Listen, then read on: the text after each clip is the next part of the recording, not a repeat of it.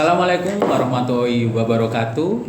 Salam budaya, rahayu, pemirsa budaya, kembali lagi di DKJT Podcast, podcast Dewan Kesenian Jawa Timur yang membahas seputar kesenian dan kebudayaan khususnya di wilayah Jawa Timur. Oke, dengan saya Andrianto Surya Putra yang akan menemani pemirsa budaya selama sekitar 30 menit ke depan. Kita akan berbincang-bincang secara seru nanti dengan narasumber yang telah hadir pada hari ini. Saya perkenalkan dulu ya. Hari ini kita kedatangan narasumber yang hebat, narasumber yang spesial. Di sini ada Kabid Kebudayaan Dinas Kebudayaan dan Pariwisata Provinsi Jawa Timur, ada Pak Dwi.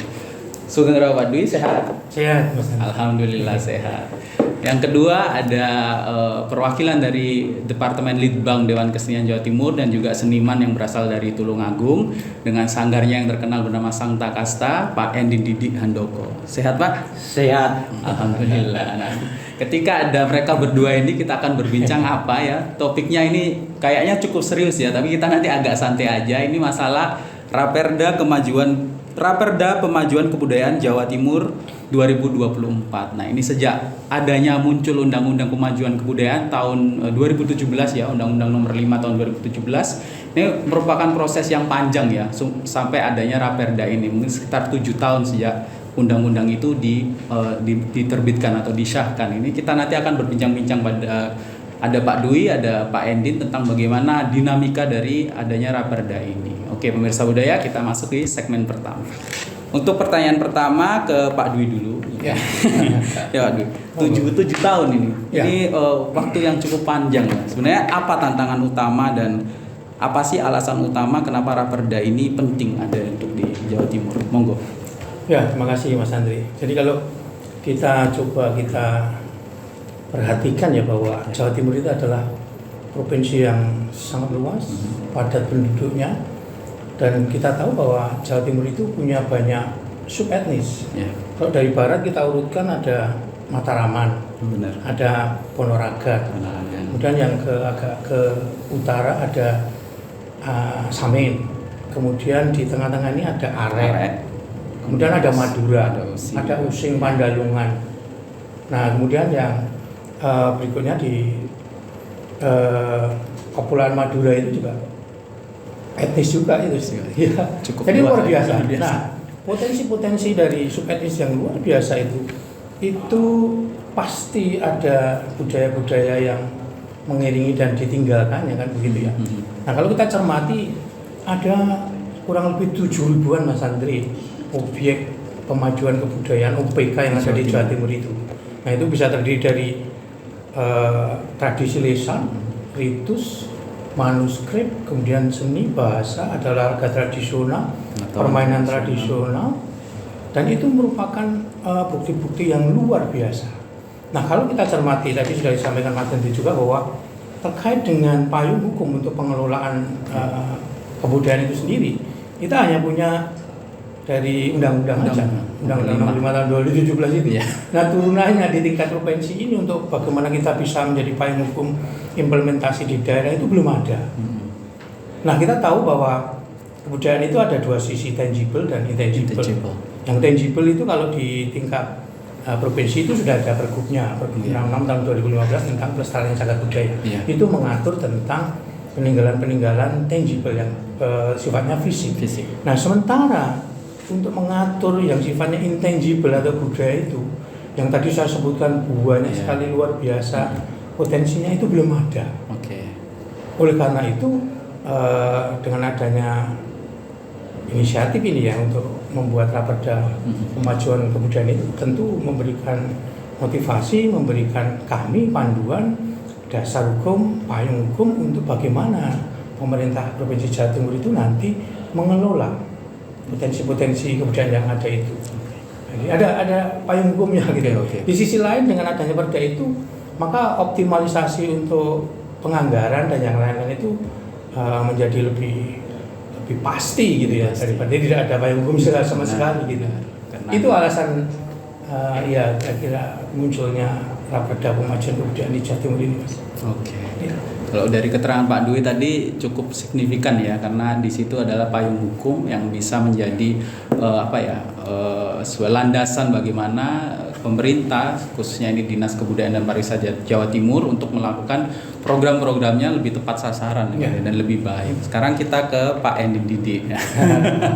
Oke, Pak Endin ini saya mau sebutkan menjadi seorang seniman atau seorang litbang DKJT. Oh, litbang DKJT. Oke. Seniman. Litbang ini harus kritis ini kalau litbang ini. Oke, Pak Endin. Dengan adanya Raperda ini ya, sebagai seorang litbang yang mewakili juga seniman juga di Jawa Timur. Apakah Pak Endin udah baca kan rancangannya, Pak? Sudah baca ya. Apakah bagaimana tingkat kepuasan Pak Endin terhadap rancangan ini? Monggo. Oke, terima kasih Mas. Kalau menurut saya ya sebagai litbang, karena kita mengikuti panjang ya prosesnya, ketika penetapan di bulan Juni di Jakarta, terus sampai bagaimana Tulungagung sebagai role model BPKD dan bagaimana Tulungagung dijadikan role sebagai desa berhulu kebudayaan, terus sampai ke Pekan Kebudayaan Daerah yang pertama di 2019 di Jakarta. Menurut saya Raperda Pemajuan Kebudayaan yang di Jawa Timur itu perlu dikoreksi kembali. Nah, sebelum saya ngomong jauh, saya ngomong dulu. Berkesenian adalah berbudaya. Tetapi kebudayaan tidak hanya berkesenian. Ini yang harus kita pahami. Tetapi masyarakat pada umumnya berkebudayaan itu adalah berkesenian. Nah, ini yang paling tadi sudah disampaikan bahwa undang-undang itu disampaikan Pak Dwi ada 10 objek pemajuan kebudayaan. Tetapi intangible ini memerlukan tangible. Tangible ini yang tidak dituangkan pada undang-undang pemajuan kebudayaan Raperda. Seharusnya tangible ini harus ikut pada Raperda. Karena apa? Proses ritual, salah satu ritual dan adat itu ada di tangible. Tangible tidak ada sama sekali di dalam Raperda, itu yang pertama. Yang kedua, pasal 1 hingga pasal 18 secara copy paste di Undang-Undang Pemajuan Kebudayaan oke. Tapi kalau sudah menginjak pasal 18 hingga pasal ke-25 ini yang perlu diperjelas. Apakah bahasanya yang perlu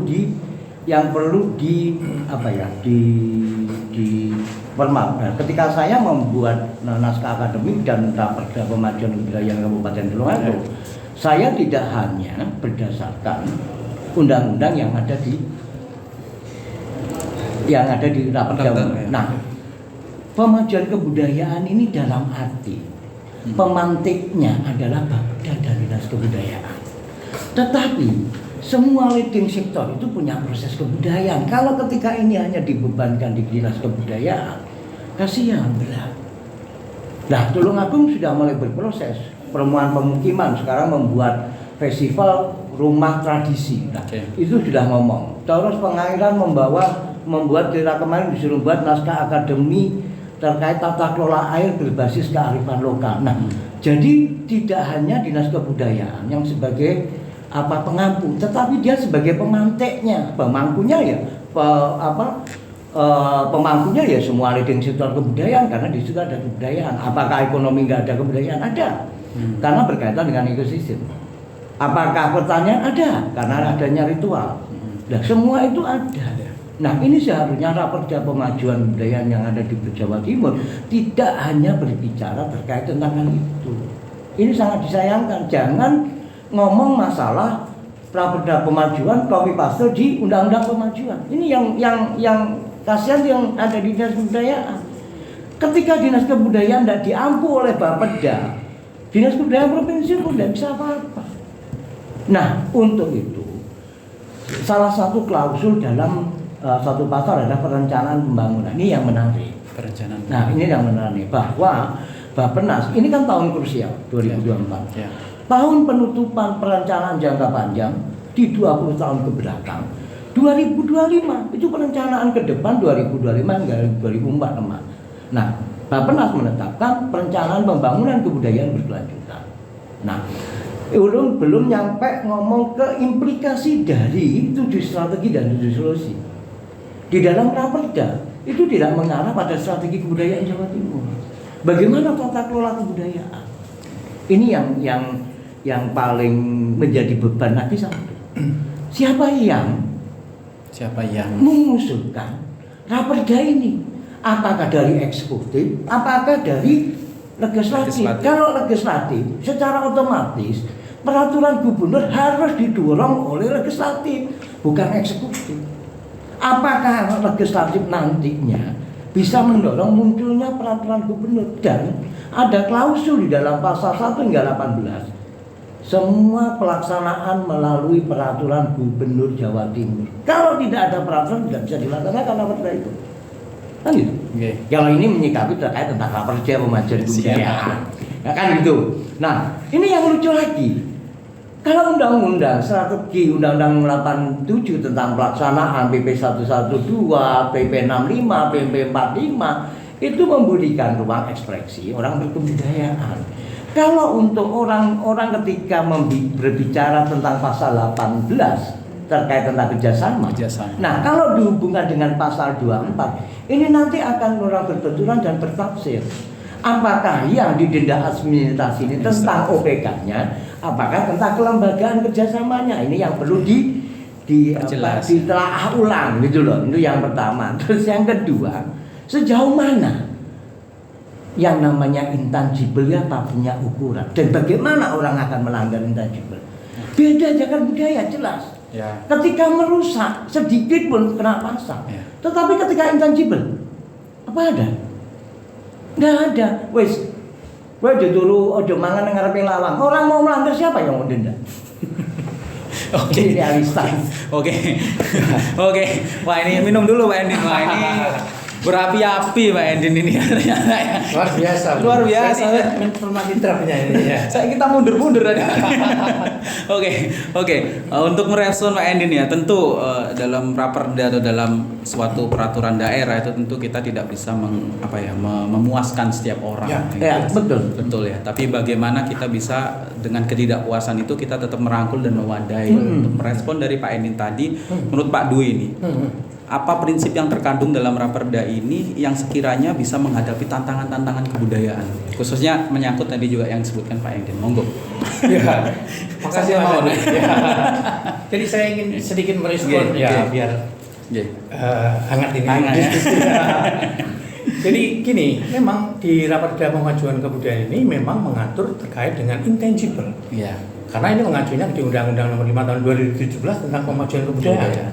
Sementara yang dari sisi tangible itu sendiri itu sudah ada undang-undangnya, bahkan itu jauh sebelum Undang-Undang Pemajuan Kebudayaan itu ada. Ada Undang-Undang Nomor 11 Tahun 2010 itu tentang cagar budaya. Nah, di tingkat implementasi di provinsi itu sudah ditindaklanjuti dengan adanya Pergub. Memang belum sampai ke Perda karena Perdanya belum selesai. Tetapi Pergub ini minimal bisa sebagai panduan kita untuk implementasi bagaimana melestarikan cagar budaya yang ada di Jawa Timur. Nah, itu dari pokok-pokok pikiran daerah yang pada awalnya disusun oleh teman-teman kabupaten kota. Kami provinsi ini kan menginventarisir dari teman-teman persoalan-persoalan PPKD. Jadi pada awalnya memang data-data yang terkait dengan intangible itu hampir tidak ada. Yang disodorkan teman-teman itu juga terkait dengan tangible-nya dari cagar budaya, karena itu sudah dilakukan lama.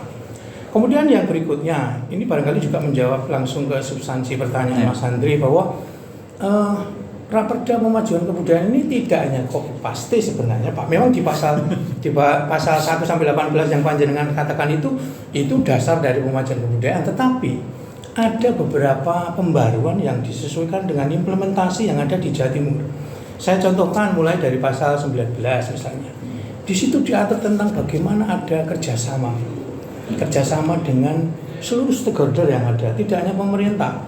Ada akademisi, ada komunitas, kemudian ada pihak-pihak yang lain. Dan ini memberi ruang bagaimana komunitas-komunitas itu bisa ikut terlibat langsung di dalam upaya pengelolaan atau pemajuan kebudayaan. Kemudian pasal 20 ini terkait dengan pangkalan data. Oh iya, data. Pangkalan data itu basic dari seluruh persoalan bagaimana kita mau mengupayakan pemajuan kalau tidak ada datanya, kan gitu ya. Nah, ini diatur di sini. Dan Dinas Budpar itu sebenarnya sudah memulai ini dengan adanya program Daksa Budaya. Itu ya mirip-mirip aja dengan pangkalan data yang dimaksud di Raperda ini. 2018 tuh kalau nggak salah. Ya. Raperda Pemajuan Kebudayaan yang terakhir di Babang Perda kemarin ada satu penambahan pasal itu di definisi PPKD itu, sehingga beberapa pasal itu agak mundur satu pasal karena ada penambahan pasal itu ya di PPKD. Nah kemudian yang berikutnya selain ada pangkalan data juga ada masalah penghargaan. Ini bagian dari upaya pemerintah Provinsi Jawa Timur untuk memberikan apresiasi bagi para pelaku budaya, seniman, bagaimana mereka itu diapresiasi terhadap karyanya. Ini bagian dari pembinaan juga. Kalau kita cermati ada aspek di pemajuan kebudayaan itu kan ada pelindungan, pengembangan, pemanfaatan, dan pembinaan. Nah itu bagian dari itu mengapresiasi pasal-pasal yang bisa diimplementasikan langsung menyikapi kondisi yang ada di Jawa Timur. Nah kemudian Pak Handoko terkait dengan Perda Pemajuan Kebudayaan ini memang bukan inisiatif dari eksekutif Pak, ini inisiatif dari legislatif. Tetapi yang perlu diketahui bahwa di dalam perjalanannya, prosesnya sampai akan diusulkan di Kemendagri itu sebenarnya karena saya ikut terlibat langsung ya setiap prosesnya itu sebenarnya juga sudah melibatkan beberapa komponen sih, unsur-unsur masyarakat. Ada teman di KJT juga, dari eksekutif, dari akademisi, itu semua berproses. Jadi, keterwakilan tuh diwadahi di sini. Sangat diwadahi dan itu diberikan ruang sebesar-besarnya untuk bisa memberikan masukan gitu bagi pemajuan kebudayaan ini. Ya. Saya pikir itu dari saya sebenarnya dengan karena beliau juga membaca draftnya ini ya. Pak Endin terkenal detail. Oke, menarik. Bentar Pak Endin, bentar. Nanti kita lanjutkan di segmen berikutnya saja. Oke, pemirsa kita rehat dulu. Nanti kita lanjutkan di segmen kedua. Jadi tetap bersama di KJT Podcast.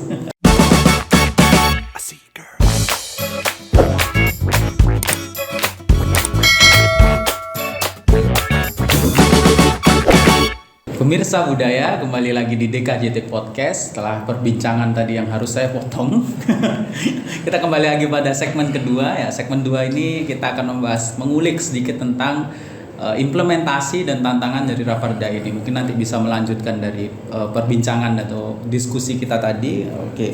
Untuk pertanyaan yang pertama, saya lempar dulu ke mungkin Pak Endin ya, yang udah terlanjur berapi-api. Semoga lebih dingin. Oke, Pak Endin.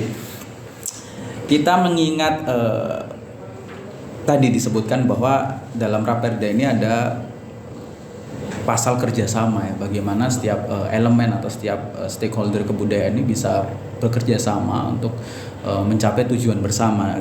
Keterkaitan itu bagaimana menurut Pak Endin ini Raperda ini bisa menjawab tentang partisipasi masyarakat selama ini, khususnya di bidang kebudayaan dan kemajuan kebudayaan. Oke, monggo. Yang pertama saya dulu menanggapi apa yang disampaikan Pak Dwi ya. Kenapa di daerah itu selalu OPK-nya cagar budaya? Jangan lupa bahwa cagar budaya itu salah satu konstitusinya objek kemajuan. Kenapa? Tradisi lisan itu bisa diambil dari cagar budaya. Manuskrip itu bisa dikatakan cagar budaya. Nah, ketika orang melakukan ritual, orang mungkin ada di cagar budaya, pasti ada di cagar budaya. Nah, berarti cagar budaya itu bukan hanya sebagai dan berdiri sebagai cagar budaya undang-undangnya, tetapi cagar budaya ini dimanfaatkan oleh non-jibel, kan itu. Oke. Ini perlu disepakati dulu. Nah, yang kedua, pasal 18 masuk kepada kelembagaan. Saya setuju dan sepakat kerjasama ini harus dilakukan. Bahkan kementerian di Kongres 2018 sudah memunculkan 360 kesepakatan bersama. 360 lintas kementerian. Nah, kenapa di yayasan kami dapat CSR kebudayaan dari PLN? Nah, karena apa? Mereka sudah mempunyai ruang-ruang terhadap kebudayaan. Nah, terkait tentang pemberdayaan sumber daya manusianya, core-nya adalah kebudayaan. Oke.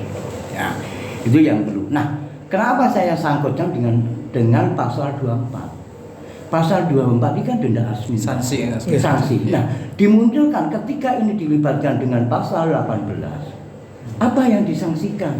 Apakah OPK-nya, apakah kerjasamanya, apakah dan lain-lain. Ini yang perlu ditelaah. Maksud saya itu bukan harus 18 hilang, enggak. Memang ini butuh karena kebudayaan tidak bisa sendiri, keropiokan. Nah, menyikapi 2012 pasal 24 terkait tentang denda administrasi yang menyikapi pasal 18. Nah, ini kan bertentangan. Apa yang didenda administrasi? Gitu loh.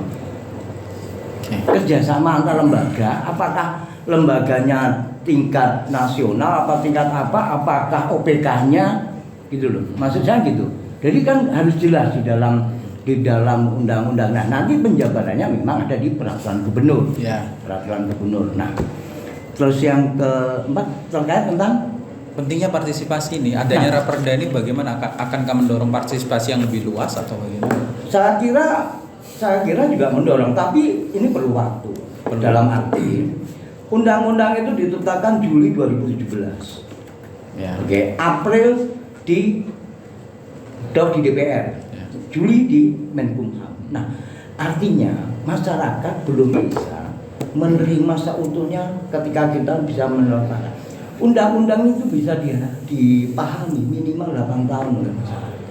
Itu pun kalau sering disosialisasikan. Nah, saya kira antara kementerian, dinas, kabupaten, kota, provinsi ini sudah sangat menarik. Artinya sekarang kan bergeliat ya kebudayaan yang ada di daerah, di kota dan dimanapun, dengan apa sekarang memunculkan di media terkait tentang pertunjukan seni dan sebagainya. Ini sangat luar biasa dengan dampak adanya undang-undang pemajuan kebudayaan. Namun masyarakat itu tidak pernah menelaah terkait tentang undang-undang.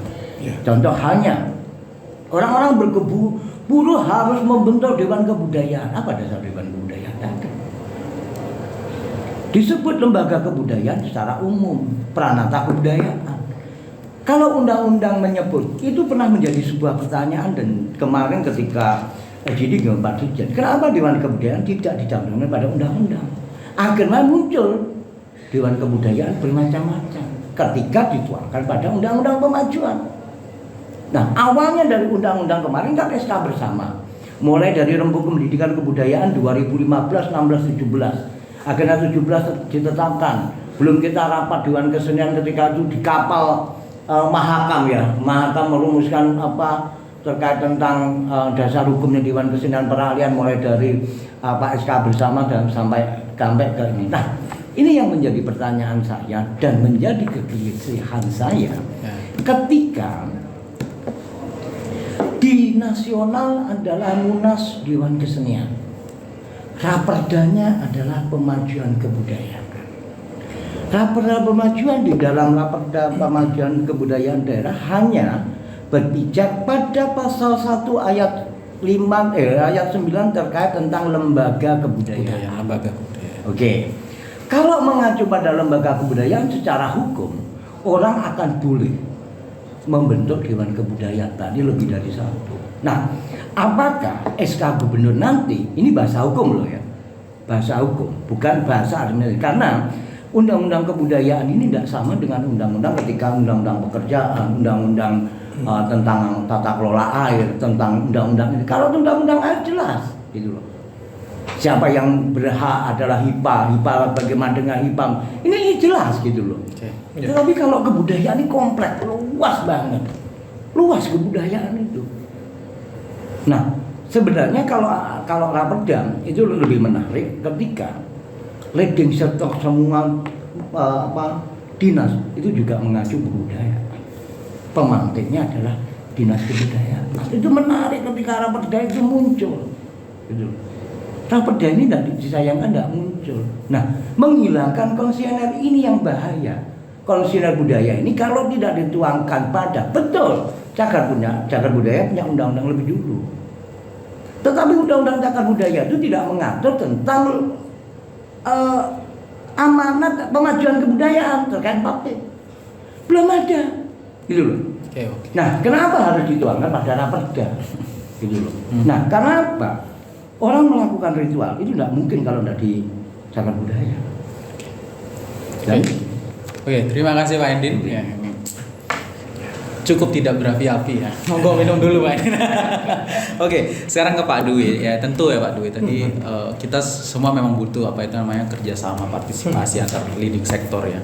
Tapi dari sini adanya Raperda ini juga kita masih punya tantangan gitu. Tapi menurut Pak Dwi sendiri sebagai Kabid Kebudayaan Dinas Provinsi Jawa Timur ya, bagaimana dalam proses implementasi implementasi kegiatan ketika itu sebelum dan sesudah Raperda ini apa bedanya gitu? Apa itu, tentu ini Raperda dibuat untuk mempermudah ya, tapi apa yang menjadi pembeda nanti khususnya menjawab pertanyaan-pertanyaan dan keluh kesah seperti Pak Endin tadi, monggo. Ya, tentu pembedanya ini sudah ada payung hukumnya. Nah, payung hukum ini memungkinkan kita untuk melakukan koordinasi dengan lintas sektoral karena sudah di payung hukum kan gitu Pak ya.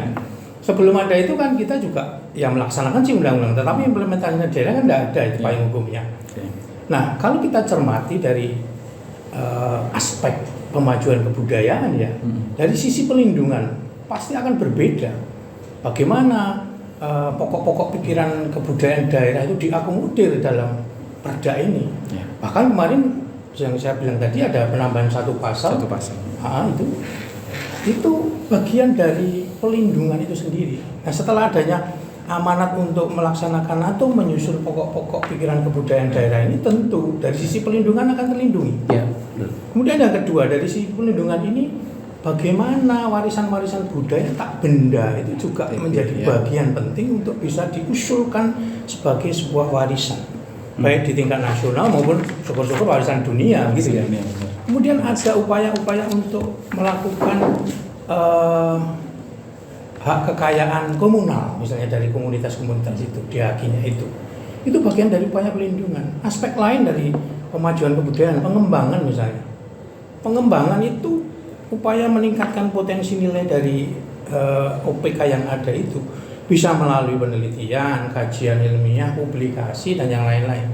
Yang di pasal-pasal di Raperda yang baru itu kemarin ditambahkan menjadi di pasal 19 kalau semula 18 itu menjadi 19 itu. Nah, itu bagian-bagian dari upaya-upaya pengembangan. Di sisi pemanfaatan, bagaimana mengatur hak dan kewajiban tadi yang Pak Endin sampaikan tadi, itu ada aturannya. Bahkan ada sanksinya, meskipun masih diperdebatkan sanksinya itu apakah masih bisa istilahnya menuju ke sasaran yang dimaksud atau orangnya atau lembaganya gitu ya. Tetapi bagian itu sudah diupayakan. Ini tentu berbeda ketika belum ada perdanya gitu ya. Nah, yang terakhir dari sisi pembinaan. Pembinaan ini menjadi bagian penting bagaimana kita meregenerasi pelaku-pelaku budaya itu sendiri. Di mana ada ruang untuk pemerintah itu memberikan apresiasi, memberikan penghargaan. Ini bagian dari kepedulian itu. Kalau tidak diatur di perda, ya boleh dilaksanakan, boleh tidak kan gitu. Tapi setelah adanya ini pasti ada amanat, pasti masyarakat bisa menuntut. Ya. Oh, itu ada kok. Saya ini sudah berprestasi misalnya, tapi selama ini kok tidak pernah ada apresiasi atau penghargaan dari pemerintah. Nah, di pasal penghargaan terhadap seniman itu diatur, meskipun nanti teknisnya diatur di Pergub. Kan tidak semua di perda diatur detailnya kan gitu. Nah, rumah besarnya aja, nanti teknisnya ya tinggal diatur di Pergub. Siapa yang berhak, kriterianya seperti apa. Nah, itu bagian dari pembeda aja loh, sebelum dan sesudah. Nah, saya pikir ini ya kita sambut baik lah. Ya, mungkin dengan teman-teman pemerintah juga. Ini saya pikir ya kita punya landasan untuk berbuat secara optimal. Kan gitu ya Pak Yandin ya. Betul. Ya. Oke, terima kasih Pak Dwi. Pak Endin ini siap-siap bisa menuntut nih nanti. Oke, pemirsa budaya, kita sudahi dulu di sesi kedua ini. Tetap bersama DKJT Podcast.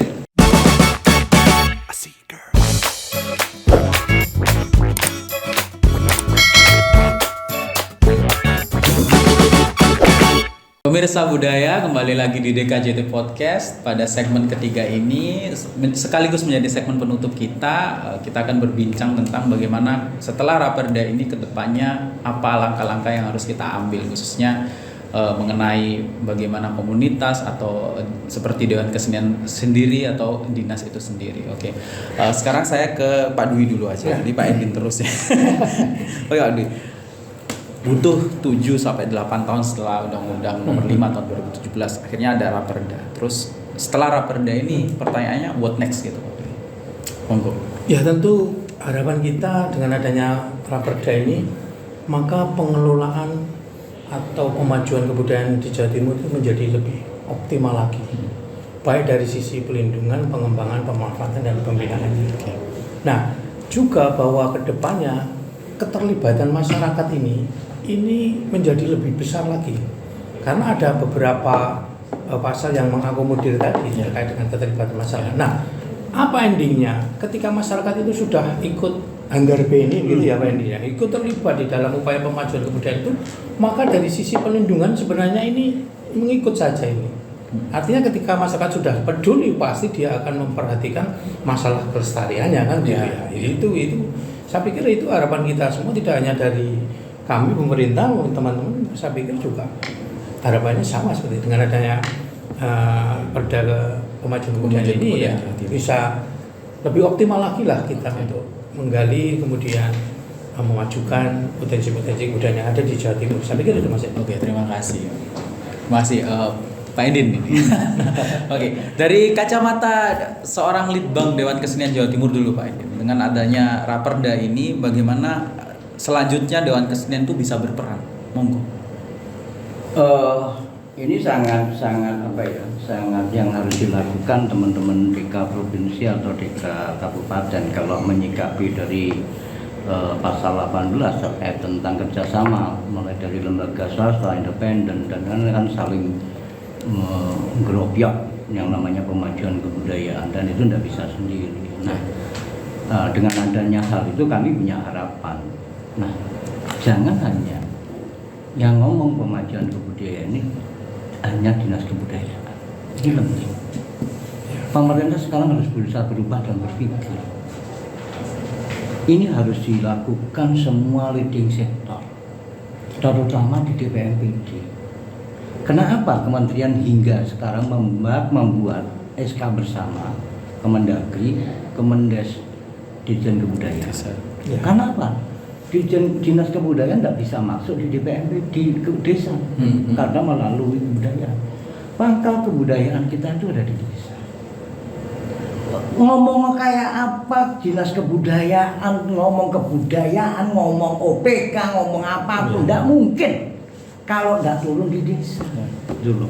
Nah, artinya implementasi dari pokok pikiran kebudayaan melalui strategi dan resolusi adalah desa berhulu yang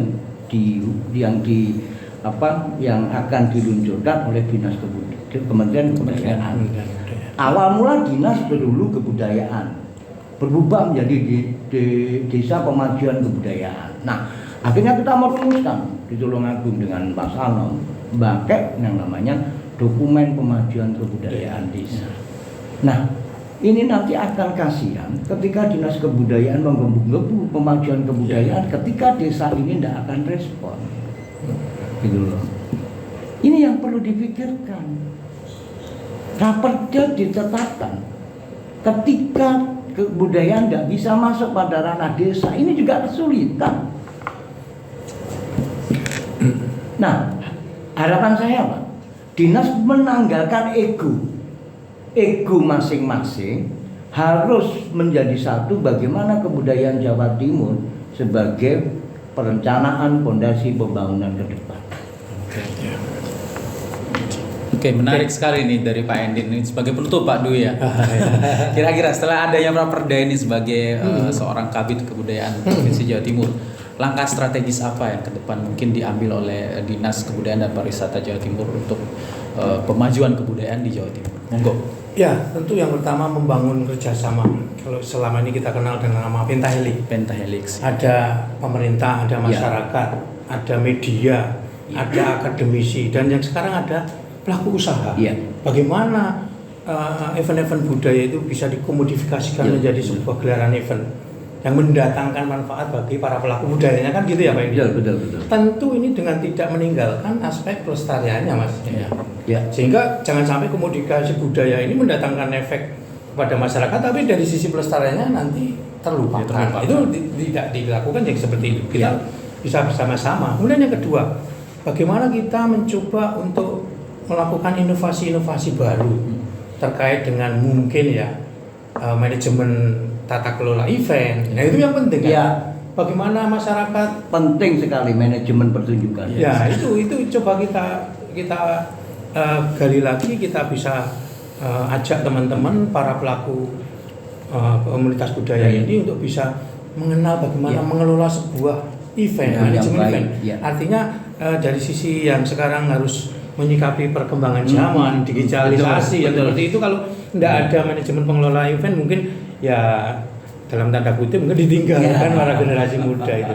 Jadi itu kuncinya Mas. Jadi membangun kerjasama lintas sektoral dan juga yang kedua dengan memperbanyak inovasi-inovasi baru terkait dengan pengelolaan kebudayaan itu sendiri. Ya. Siap, inovasi ya yang Ya. ditekankan di belakang. Terima kasih Pak Ya, Dwi. ya. Pak Endin sebagai penutup, bagaimana DKJT ke depannya dalam harapannya untuk pemajuan kebudayaan khususnya setelah ada Raperda ini? Ya, kalau saya gini, berusaha dan berupaya dan bertransformasi dalam sebuah kelembagaan. Ya. Nah, bagaimana sih kewenangan DKJT? Peran fungsinya seperti apa? Nah, ini tidak hanya di DKJT, di kota kabupaten. Ya. Jadi jangan hanya menuntut aku tidak dapat anggaran, tapi tidak punya Program. saya nggak jelas. Ini kan nggak mungkin. Gitu. Siap. Ini yang pertama. Terus yang kedua, kita harus juga memperhitungkan terkait tentang ekonomi budaya. Ya. Nah, tradisi itu tidak pernah mengkaji ekonomi budaya. Dengan adanya pertunjukan dan proses kebudayaan, ekonomi budaya itu pasti akan bergulir. Keterlibatan orang target, keterlibatan orang PKL. Ini yang selama ini kenapa pemerintah harus selalu memandang sebelah mata ngomong kebudayaan. Ya. Yang intinya menghabiskan duit dan sebagainya, tapi tidak memahami dampak dengan proses kebudayaan ini sangat luar biasa. Proses kebudayaan ini sangat luar biasa. Orang punya hajat manten aja, keterlibatan sewa sound, sewa kursi, catering, ini berapa orang terlibat? Ini proses kebudayaan. Saya kira mulai sekarang harus menata lah, jadi melalui tangannya Mas Dwi dan Bu Evi nanti kedepannya akan lebih baik menghadapi Support panjenengan lah. menghadapi tahun krusial kan tahun perencanaan pembangunan awal kan di 2025 ini. Oke, Pak Turnon, Pak Endin, Pak Dwi, beban yang berat untuk Pak Dwi, tapi tentu saja kita akan lakukan, kita kawal bersama. Jadi adanya Raperda ini tentu sebuah angin segar bagi pemajuan kebudayaan di Jawa Timur, tetapi juga masih memiliki banyak tantangan, tapi bukan berarti tantangan itu harus dihadapi seorang Pak Dwi seorang gitu, seorang dinas aja, seorang pemerintah aja, tapi ini menyangkut kerjasama, menyangkut semua stakeholder yang tentu bagaimana nanti kita akan bisa memunculkan inovasi-inovasi bersama untuk memajukan kebudayaan di Jawa Timur. Matur nuwun Pak Endin, matur nuwun Pak Dwi, pemirsa budaya, demikian podcast kita pada kesempatan hari ini. Selalu sorry, sampai saya nervous ini. Pemirsa budaya, terima kasih. Demikian podcast kita pada hari ini. Sampai jumpa. Wassalamualaikum warahmatullahi wabarakatuh. Rahayu, rahayu, rahayu. Ayo.